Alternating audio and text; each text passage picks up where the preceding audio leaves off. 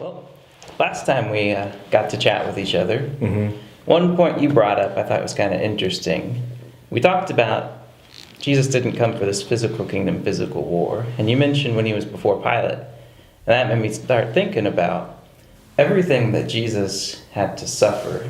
He came to this world with a purpose. And as part of that purpose, he went through hardship after hardship after hardship. And I don't think that's something everybody thinks about today. We get this idea that Jesus is a good moral teacher. We get the idea that he did a lot of good things.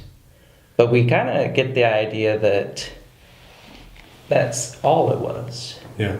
So if I were to ask you, what does it mean that Jesus suffered here? What comes to mind? Oh my goodness, like 1,000 things.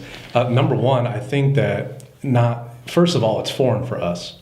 And the reason why it's foreign is because I think that unfortunately we live during an era in the Western world where the prosperity gospel is so huge, where it's like suffering. It's basically their answer to suffering, that if you're suffering, you don't have enough faith.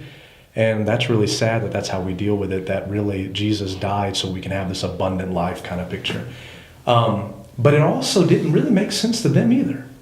I mean, you think about Mark 8, and when Jesus tells them, look, I'm the Christ, and now the Son of Man has to go be rejected by the chief priests and scribes, be killed, and on the third day rise, Peter rebukes him. He says, look, this shall not happen to you. And yet, Jesus said all of this was in line with their scriptures. I mean, I don't know what scripture you think of, but probably the first one that comes to my mind is Psalm 22. And the reason why is because in Mark's gospel, Jesus is quoting Psalm 22, my God, why have you forsaken me? And it's this image, David feels like he's being crucified and his garments are taken away from him.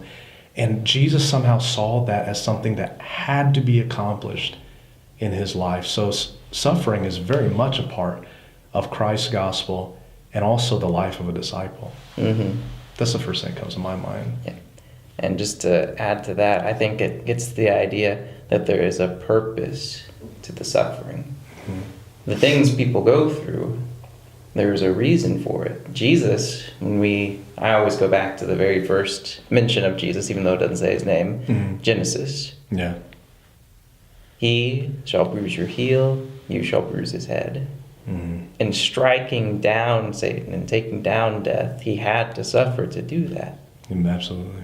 And with us today, we need to cut out the things that separate us from God. And that's where our own personal suffering forges us. Yeah, because suffering doesn't take us away from God, does it? Oh. Yeah, that's a good point.